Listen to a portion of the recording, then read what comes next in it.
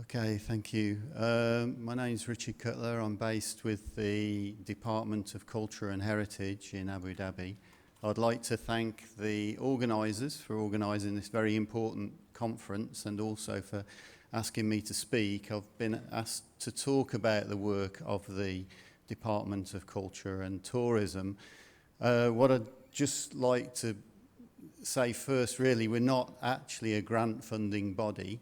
We're the government body that's responsible for the protection, for the maintenance and the promotion of cultural heritage and also tourism within Abu Dhabi. So we don't actually have kind of yearly calls for funding and this kind of thing, but I will stress that we do work very closely together with international organisations such as the Global Heritage Fund. We organise a number of international conferences, such as the conference that France mentioned earlier, the one we had in December 2016, about cultural protection in conflict. Okay, so I'm talking fairly specifically about the work of the Historic Environment Department. We have a team of 33 heritage professionals, which is divided into 7 sections, which covers archaeology, historic buildings, World Heritage Site management, and conservation. So this is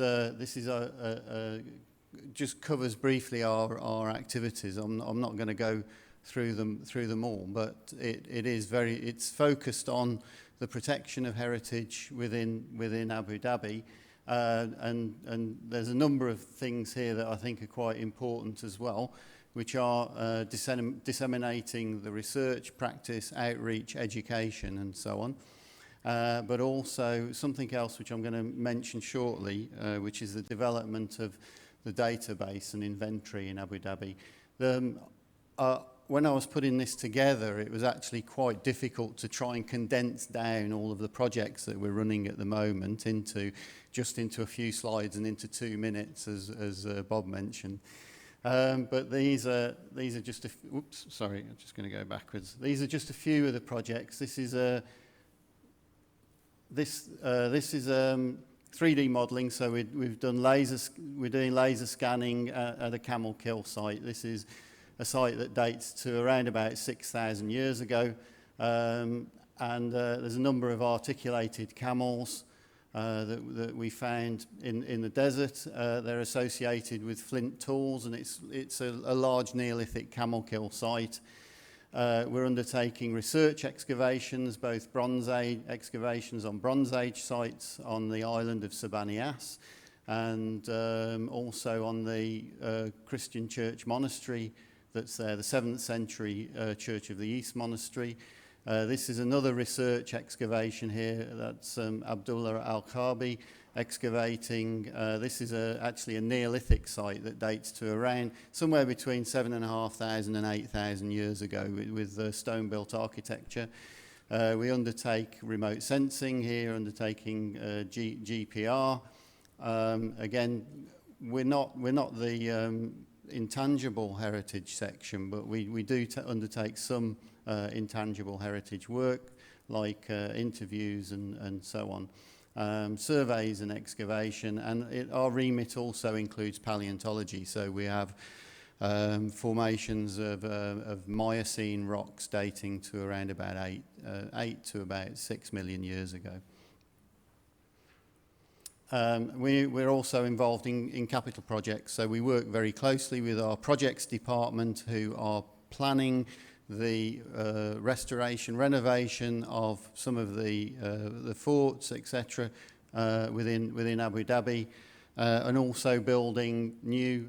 This is the Qatar Art Centre in Al Ain Oasis, where we excavated down a total of 5 metres here through sediments within the oasis, and this is in advance of the Qatar Art Centre.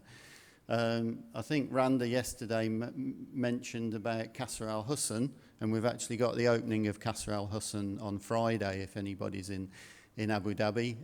It'll be a big opening because it's nearly 2 years' work of restoration of the fort there as well. So our remit also includes the development of international courses. Earlier this year we had the international course on the conservation of earth and architecture together with the Global Heritage Fund. We undertake workshops, training, and also we had the conference, archaeology conference in Al Ain in March earlier this year. And also I mentioned about education, publication and presentation. That's the output is very, very important to us, that we have a high publication output as well. And this is the Louvre here, Louvre Abu Dhabi, actually with material. This pot comes from Marawa Island, one of the sites we showed you being excavated earlier. So basically our mandate comes from the law number 4 of 2016, which is a very strong law for the preservation and protection of cultural heritage within Abu Dhabi Emirate. And part of the law calls for the development of a historic environment record, an inventory of all known sites within Abu Dhabi, so that we can manage the cultural heritage within the Emirate.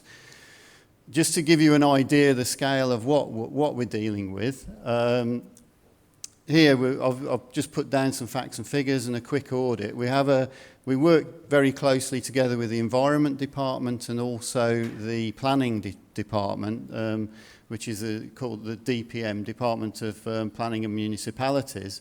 And they're kind of like a central hub, which then asks for no objection certificates from all of the other government bodies, so from the Environment Department and so on. And the number of responses for 2017 that we provided to the DPM, that's nearly 12,000 responses, and that's in 1 year. And you can already see within the first 2 quarters of this year from NOCs, we're going to further that. We're going to be providing more responses. And so, again, it's the issue about trying to balance development, and so part of the reason for the development of the HER in Abu Dhabi is so that we can actually manage the development within the country and make informed decisions about what needs to happen. So at the moment, our databases, it's ArcGIS, it's access-based that we pull into ArcGIS. So it's kind of we have a system at the moment, but it's not absolutely ideal. It's not relational. It's not searchable in the way that we would like to search it. So just looking at some of the key things behind the development of databases and inventories, I've put what I think are the 3 core things that we need to know. The location, we need to know where it is, the condition of it, what's it like now, and what are the threats that it's under. If we can capture that, then we can begin to start actually managing that heritage resource. So these are some key concepts behind the development of a historic environment record. And I'd like to say that a historic environment record is not simply an inventory of sites. It's much, much more than that. It's actually, it involves recording events, it involves recording things that have happened, areas that have happened. It's a geospatial database of both events and sites, but also resources that I'll come to very shortly. So heritage areas, sites, physical spaces here. I mentioned about the fossil sites, archaeological sites, historic buildings and so on. Then we have events, which are actions, things like conservation work being taken place, excavations, marine survey, geophysical survey as well. So these are events that can be mapped geospatially, and it's important to know when and where these things have taken place. but also added to that resources including publication reports, grey literature, digital archives, maps and plans and so on. But the importance with all of these things is that they're relational, that they're searchable, that when we search for a site, we also get all of the other information there, that we get the events that have happened that are associated, we understand the conservation, and also all of the planning applications as well that are associated together with this. And this is Al Ain Oasis, which is the World Heritage Site on the eastern side, within the eastern region of Abu Dhabi. And this actually presents a number of issues for us that I'm sure is experienced globally in terms of population rise, pressure on sites, development pressures on the site. And this again is divided into 4 separate zones, core zones, and then zones coming out from that A, B, C, and D. So the system that we're developing, it's a piece of bespoke software. There was mention before about open source software, but for reasons we don't use open source software within the Department of Culture and Tourism, and that's a decision that's been taken by the IT department for that. So there's certain arguments about whether open source software is the best way forward, and in some instances I'm sure it is. Also whether bespoke software is the way forward. But I think, you know, whichever one you prefer to go for, solution that you go for, the key is to make sure that it's sustainable within the future. So if that open source software stops being supported by the community, it's in a logical, it's the data standards and the metadata and the way in which the data is stored is in a logical way that it can be then migrated into future systems. This is really the key behind it. So the ADHER it will be designed to pull together information from a wide variety of sources. So we commenced the project in January this year. We went through a whole series of situation assessments, the situation within the Department of Culture. We talked to other stakeholders. We want the tourism sector to be able to access this as well. At the moment, we're getting lots of requests about sites. What we want to happen is that the tourism sector or publications, that they can immediately access this information. They can download photographs straight away. They can download, if you like, a single point of truth, maybe 500 words about a site. If they're developing publications or they're developing, you know, default leaflets or information signboards for sites, they've got the access to this information. We put together a requirements report, data model reports, and so on. We've liaised with our partners within the environment department in terms of what their needs and requirements are, and also the Department of Planning and Municipalities, because we want them to have the information as well, so that they can make informed decisions about how development should happen. And they can make those decisions before they even come to us. They can look at areas and say, what do we need to avoid? How can we do development in a sustainable way? So it's being developed in what's called an agile. They're agile sprints. So each sprint is a development of the software. There's 8 sprints altogether. We're now at the stage of where sprint 2 has been completed.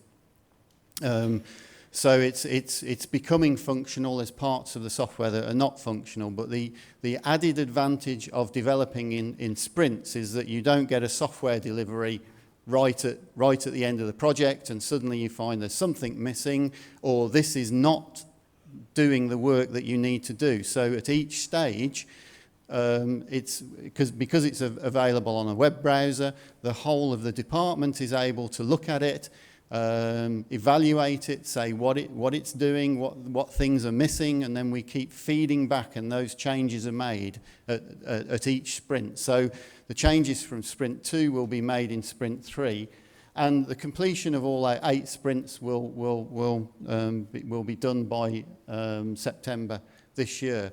But that actually is just the start of it, because at that point then we've got huge amounts of data that's been collected over 25 years by various organisations. As you can imagine, it's stored without data standards in lots of different ways. So we've then got a large project on data enhancement and putting all of this data into the system. This is just a very, very quick screenshot. We've gone through various designs, layouts, how we use real estate on the page, and all the rest of it. So really, that's just a very quick overview of the work of the department and what we're doing at the moment. I think again as well, I'll just go back to the point. This is one very small part of it. Putting points on the map is one small part of it. What this does in the future is enable us to move forward from this. It enables us to maybe look at landscapes in a more holistic manner, so we can think about things like historic landscape characterization. We can think about things like using heat maps, risk mapping, and things like this, because actually putting dots on the map takes a very, very long time, and through things like historic landscape characterization, we're able to manage the landscape in a much more holistic manner. We're able to look and compare then with developments, pressures, and so on, and how we respond to it. So thank you very much. Yeah. We'll take a seat and then we can get the thing together. Sure. Yeah.